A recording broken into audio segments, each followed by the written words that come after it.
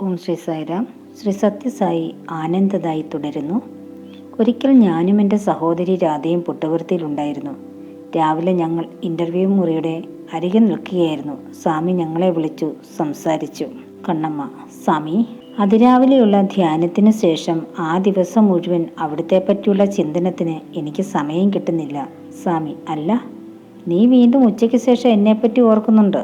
കണ്ണമ്മ: ജോലി ചെയ്തുകൊണ്ടിരിക്കുമ്പോൾ അവിടുത്തെപ്പറ്റി ഓർക്കാൻ കഴിയുന്നില്ല. സ്വാമി: അതിൻ്റെ ആവശ്യമില്ല. ജോലിയിൽ ശ്രദ്ധ കേന്ദ്രീകരിക്കണം. ആ ജോലി ശരിയായി ചെയ്യുകയും വേണം. ഭക്തിയോടുകൂടി ഒരൊറ്റ നിമിഷം എന്നെപ്പറ്റി ചിന്തനം ചെയ്താൽ തന്നെ ധാരാളം. കുടുംബത്തിലെ ഉത്തരവാദിത്തങ്ങളാകുന്ന ഭാരം വഹിക്കുന്ന നിനക്ക് ദിവസം മുഴുവനും എന്നെപ്പറ്റി ഓർക്കാൻ അസാധ്യമാണെന്ന് എനിക്കറിയാം. രാധ: സ്വാമി, അവൾ അത്രയെങ്കിലും ചെയ്യുന്നുണ്ട്. ഞാൻ ഒന്നും തന്നെ ചെയ്യുന്നില്ല. സ്വാമി: നീ പറയുന്നു അവൾ ചെയ്യുന്നുവെന്ന്, അവൾ പറയുന്നു നീ ചെയ്യുന്നുവെന്ന്.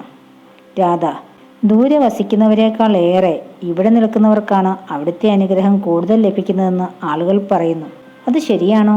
സ്വാമി: ഈ പ്രക്രിയ കൽക്കരിക്ക് തീപിടിക്കുന്നത് പോലെയാണ്. ഇവിടെ നിൽക്കുന്ന ആളുകൾക്ക് ആദ്യം തീയാകാൻ എളുപ്പമുണ്ട്.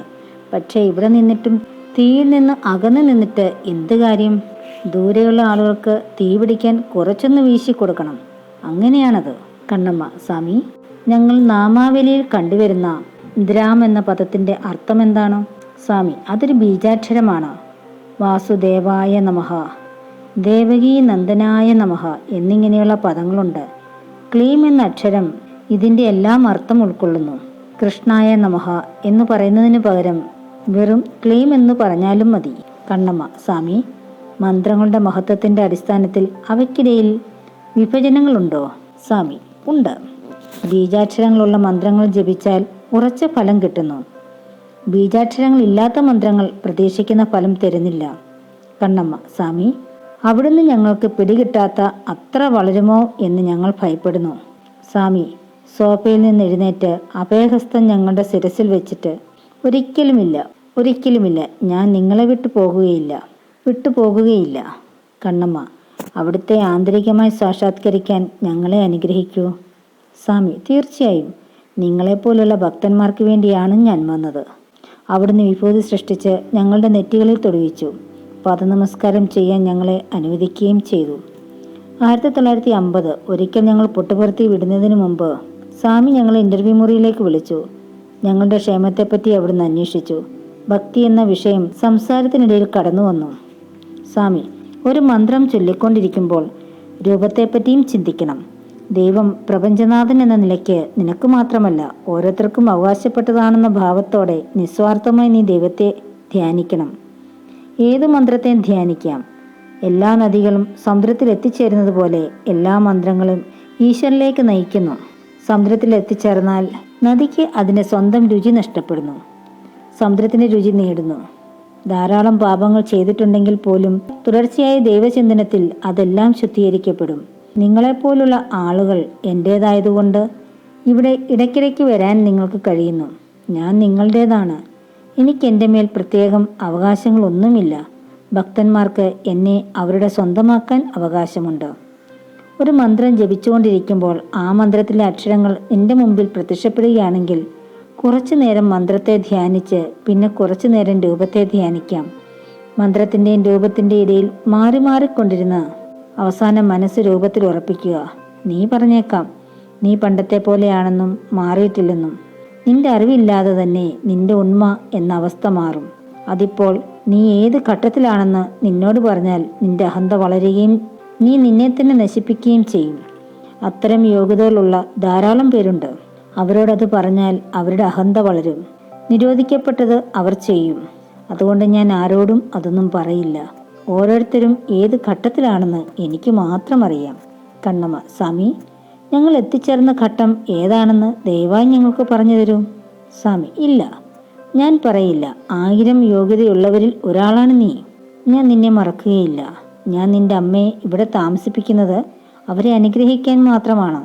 ഞങ്ങളെ നോക്കിക്കൊണ്ട്. നിങ്ങളെല്ലാം കുടുംബജീവിതത്തിൽ ബന്ധിതരാണ്.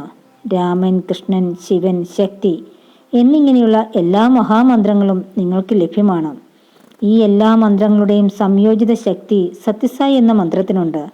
നിങ്ങൾ ഈ മന്ത്രം മാത്രം ജപിച്ചാൽ മതി. നിങ്ങൾക്ക് ഈ മന്ത്രം മാത്രം മതി. കാമാക്ഷി കാമാക്ഷി എന്നിങ്ങനെ നിങ്ങൾ പാടുന്നു. അതിനാൽ മാതൃഭാവത്തോടെ ദൈവത്തെ ധ്യാനിക്കുന്നതാണ് നിങ്ങൾക്ക് നല്ലത്. ഇന്നലെ ഞാൻ പറഞ്ഞത് ഓർക്കുക. അതായത് ഗോപിമാരുടെ ഭക്തിയെ ഏറ്റവും ഉന്നതമായ ഉദാഹരണമായി സ്വാമി വിവരിച്ചു തന്നിരുന്നു. ഇന്റർവ്യൂ മുറിയിൽ നിന്ന് പോകുന്നതിന് മുമ്പായി സ്വാമി വിഭൂതി സൃഷ്ടിച്ച് ഞങ്ങളുടെ നെറ്റിയിൽ തൊഴിയിക്കുകയും പാദനമസ്കാരം ചെയ്യാൻ അനുവദിക്കുകയും ചെയ്തു. ഒരു ഉച്ചതിരിഞ്ഞ സമയത്ത് ഭക്ഷണാനന്തരം ഞങ്ങൾ പഴയ മന്ദിരത്തിൽ ഇരിക്കുകയായിരുന്നു. ഞങ്ങളോട് പുതിയ മന്ദിരത്തിലേക്ക് പോകാൻ സ്വാമി ഒരു ഭക്തനിലൂടെ വിവരം അറിയിച്ചു. ഞങ്ങൾ ഉടനെ അങ്ങോട്ട് പോയി. സ്വാമി ഞങ്ങളെ ഇന്റർവ്യൂ മുറിയിലേക്ക് വിളിച്ചു. സ്വാമി അപ്പോൾ അവിടുത്തെ ഉച്ചഭക്ഷണം കഴിഞ്ഞിട്ടേ ഉണ്ടായിരുന്നുള്ളൂ. കണ്ണമ്മ: സ്വാമി, അവിടുന്ന് വെറ്റില എടുത്തില്ലല്ലോ. സ്വാമി: അമ്മായി, അത് സാരമില്ല. ആധ്യാത്മിക കാര്യങ്ങളിൽ താല്പര്യമുള്ളവരോട് സംസാരിക്കാൻ ഞാൻ വളരെയധികം ഇഷ്ടപ്പെടുന്നു. നീ എന്തോ ചോദിക്കാനിരിക്കുന്നു, എന്താണത്? കണ്ണമ്മ: സ്വാമി, ജീവിതത്തിലെ ഉയർച്ചയും താഴ്ചയും അവിടെ ഇരുന്നു കൊള്ളട്ടെ. പക്ഷേ ആധ്യാത്മിക മാർഗത്തിൽ തെല്ലും ഞങ്ങൾക്ക് പുരോഗതി പ്രാപിച്ചില്ലെങ്കിൽ ഞങ്ങളുടെ ജീവിതം ഒരു നഷ്ടമല്ലേ? സ്വാമി: അമ്മായി, അങ്ങനെ പറയരുത്. ആദ്യമായി ലൗകിക ജീവിതത്തിൽ നിങ്ങൾക്ക് ഏറ്റവും കുറഞ്ഞ സുഖസൗകര്യങ്ങൾ വേണം. ലൗകിക ജീവിതത്തിൽ സുഖമില്ലെങ്കിൽ ആധ്യാത്മിക ജീവിതത്തിൽ മുന്നേറാൻ കഴിയുകയില്ല. ഭക്ഷണത്തിനും വസ്ത്രത്തിനും വേണ്ടി പോലും ബുദ്ധിമുട്ടുകയാണെങ്കിൽ നിങ്ങൾക്കെങ്ങനെ ദൈവത്തെപ്പറ്റി ഓർക്കാൻ പറ്റും?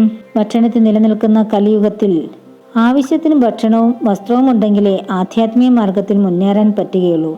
അതിനാൽ എൻ്റെ ഭക്തന്മാർ ഭക്ഷണത്തിനും വസ്ത്രത്തിനും വേണ്ടി ബുദ്ധിമുട്ടാതിരിക്കാൻ ഞാൻ രക്ഷാ നടപടികൾ എടുക്കുന്നു. പക്ഷെ സമ്പത്ത് കുന്നുകൂടാൻ ഞാൻ അനുവദിക്കുകയില്ല.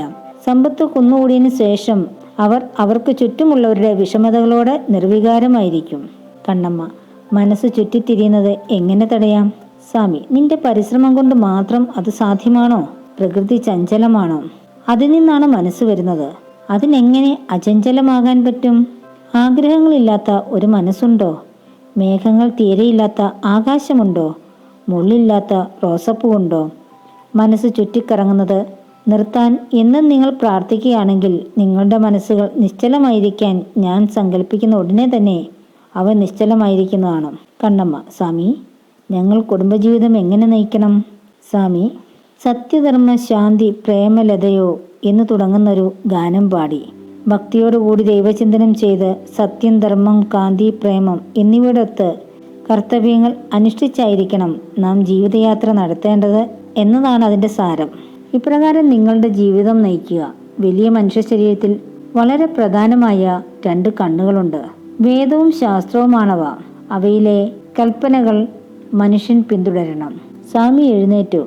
അവിടുത്തെ നമസ്കരിച്ച ശേഷം ഞങ്ങൾ മടങ്ങിപ്പോന്നു. പറത്തിയിലെ വേറൊരു സന്ദർശനത്തിൽ ഞങ്ങൾ സ്വാമിയോടൊപ്പം ഇന്റർവ്യൂ മുറിയിലായിരുന്നു. രാധയുടെ കുടുംബകാര്യങ്ങളെപ്പറ്റി സ്വാമി ചോദിച്ചു. ഭക്തി വീണ്ടും സംസാരമധ്യേ കടന്നു വന്നു. കണ്ണമ്മ: തൻ്റെ അമ്മയുടെ പിൻഭാഗം പൊട്ടിയിരുന്നതിനാലും ശയ്യാവലംബിയായതിനാലും ഒരു ഭക്തന് പൊട്ടുപുറത്തിലേക്ക് വരാൻ പറ്റിയില്ല സ്വാമി. സ്വാമി: അവരുടെ ജീവൻ ഉടനെ എടുക്കാൻ വേണ്ടി എന്തുകൊണ്ടൊരു ഇഞ്ചക്ഷൻ കൊടുത്തില്ല? അമ്മായി: അതുപോലെ ജീവിച്ചിട്ട് എന്ത് കാര്യം? കണ്ണമ്മ: സ്വാമി, ആ അവസ്ഥയിൽ അവിടുന്ന് അവരെ ആക്കി തീർത്തു. അവർ ജീവിക്കുമോ ഇല്ലയോ എന്നത് അവിടുത്തെ കൈകളിലാണ്.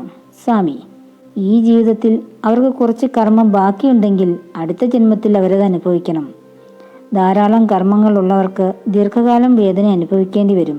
കുറച്ച് ബുദ്ധിമുട്ടുകൾ അനുഭവിക്കാതെ അതെങ്ങനെ നിങ്ങൾക്ക് തീർക്കാൻ പറ്റും?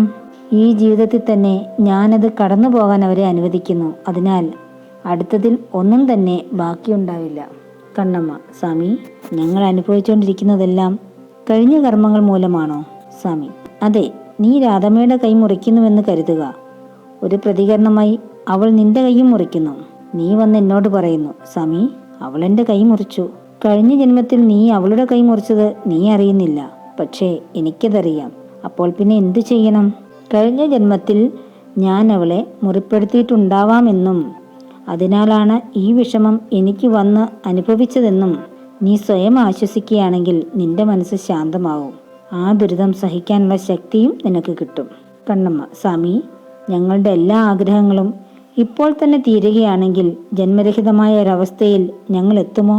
സ്വാമി: ആഹാ, ജന്മമില്ലാത്ത അവസ്ഥ അത്ര എളുപ്പത്തിൽ കിട്ടുമെന്നാണോ നീ കരുതുന്നത്? കണ്ണമ്മ: അത് കിട്ടാൻ ഞങ്ങൾ എന്ത് ചെയ്യണം? സ്വാമി: മനസ്സുകൊണ്ട് നിങ്ങൾ സാധന ചെയ്യണം. ശരീരമാണ് കർമ്മം അനുഭവിക്കുന്നത്. മനസ്സ് ജന്മമില്ലാത്ത അവസ്ഥ കിട്ടാൻ ശ്രമിക്കുന്നു. എല്ലാ കർമ്മങ്ങളും കടന്നു കഴിഞ്ഞാൽ നീ ഒരു മാന്യമായ കുടുംബത്തിൽ ജനിക്കും. പാരമ്പര്യമായി ലഭിച്ച നല്ല ഗുണങ്ങൾ ഉള്ളതിനാൽ നീ ഒരു പാപകർമ്മവും ചെയ്യുകയില്ല, ധർമ്മത്തിനെതിരായി പ്രവർത്തിക്കുകയുമില്ല. പാപത്തെ ജനങ്ങൾ ഭയപ്പെടുന്നുവെങ്കിൽ അവർ സ്വമേധയാ നല്ല കാര്യങ്ങൾ ചെയ്യുകയാണെങ്കിൽ അവർ പാപം ചെയ്യുകയില്ല. പാപമില്ല എന്നതിൻ്റെ അർത്ഥം ജന്മമില്ല എന്നാണ്. കണ്ണമ്മ: നാം എല്ലാ കർമ്മങ്ങളും അനുഭവിക്കണോ? സ്വാമി: അതെ. നമ്മളുടെ കർമ്മമാണ് നമ്മെ സഹായിക്കുകയോ ഉപദ്രവിക്കുകയോ ചെയ്യുന്നത്. ഈ ജന്മത്തിലെ കർമ്മങ്ങൾ അടുത്ത ജന്മത്തിലേക്ക് വഹിക്കപ്പെടുന്നു. അദൃശ്യമായ മാലകൾ പോലെ അവ നമ്മുടെ കഴുത്തിന് ചുറ്റുമുണ്ട്. ഈ മാല എന്തുകൊണ്ട് നിർമ്മിക്കപ്പെട്ടതാണ്? സുഗന്ധ പുഷ്പങ്ങളോ ദുർഗന്ധ പുഷ്പങ്ങളോ എന്നതിൻ്റെ അടിസ്ഥാനത്തിലാണ് നമ്മുടെ ജീവിതം രൂപപ്പെടുന്നത്. ഈ പ്രപഞ്ച നാടകത്തിൽ സുഖദുഃഖങ്ങൾ എന്നത് ഒഴിവാക്കാൻ പറ്റാത്തവയാണെന്ന് സ്വാമി പലയിടത്തും വിശദീകരിച്ചിട്ടുണ്ട്. തൻ്റെ ദുഷ്കർമ്മങ്ങളുടെ പ്രതിക്രിയ എന്ന നിലയിലാണ് അവയെ മനുഷ്യൻ ക്ഷണിച്ചു വരുത്തുന്നത്. ഈ തെറ്റുതിരുത്തൽ എന്ന ശിക്ഷ മനുഷ്യൻ്റെ പരിണാമത്തെ സഹായിക്കുന്നു. തെറ്റായ മാർഗം വിട്ട് ശരിയായ പാതയിലേക്ക് മടങ്ങാൻ ഇതവനെ പ്രചോദിപ്പിക്കുന്നു. കണ്ണമ്മ: അവിടുത്തെ ഉപദ്രവിക്കുന്ന ധാരാളം തെറ്റുകൾ ഞങ്ങൾ ചെയ്തിട്ടുണ്ട് സ്വാമി. സ്വാമി: ഇല്ല, നിങ്ങളെന്നെ ഉപദ്രവിച്ചിട്ടില്ല. ആ സമയത്ത് ഘടികാരം മണിയടിച്ചു. ആ മണിയടി എൻ്റെ പ്രസ്താവനയെ ശരിവെക്കുന്ന നല്ല ലക്ഷണമാണ്. ശരീരബലത്തിൻ്റെ അപര്യാപ്തത കൊണ്ടോ ചില വിഷമതകൾ വന്നുപെട്ടതുകൊണ്ടോ പ്രകൃതിയുടെ നിയമത്തിനോ തൻ്റെ ഇച്ഛാശക്തിക്കോ എതിരായി പ്രവർത്തിക്കാൻ നിർബന്ധിതരായി ഓരോരുത്തരും ചില തെറ്റുകൾ ചെയ്യുന്നു. അതൊരു പാപമല്ല. തൻ്റെ ജീവിതത്തിന് മേൽ ഓരോരുത്തർക്കും തുല്യമായ അവകാശമാണുള്ളത്. കാര്യം അതായിരിക്കെ ഒരാൾ മറ്റൊരാളുടെ ജീവൻ എടുക്കുന്നതും വിശ്വാസവഞ്ചന ചെയ്യുന്നതുമെല്ലാം വലിയ പാപങ്ങളാണ്. വഴി കാണിച്ചു തരാമെന്ന് പ്രതിജ്ഞ ചെയ്ത ശേഷം അന്ധനായ ഒരാളെ കുഴിയിലേക്ക് തള്ളിയിടുക എന്നതാണ് വിശ്വാസവഞ്ചന. ആദ്യം ചെയ്തു പോയ എല്ലാ തെറ്റുകൾക്കും പരിഹാരം എന്ത് എന്ന് നിങ്ങൾ എന്നോട് ചോദിക്കുകയാണെങ്കിൽ എനിക്കൊരു ഉത്തരമേ തരാനുള്ളൂ. എല്ലാറ്റിനും നിങ്ങൾ അനുഭവിക്കേണ്ടതുണ്ട്. കഷ്ടപ്പാട് അനുഭവിക്കലാണ് ജീവിതത്തെ ശുദ്ധീകരിച്ചുയർത്തുന്നത്. ജയ് സൈറാം.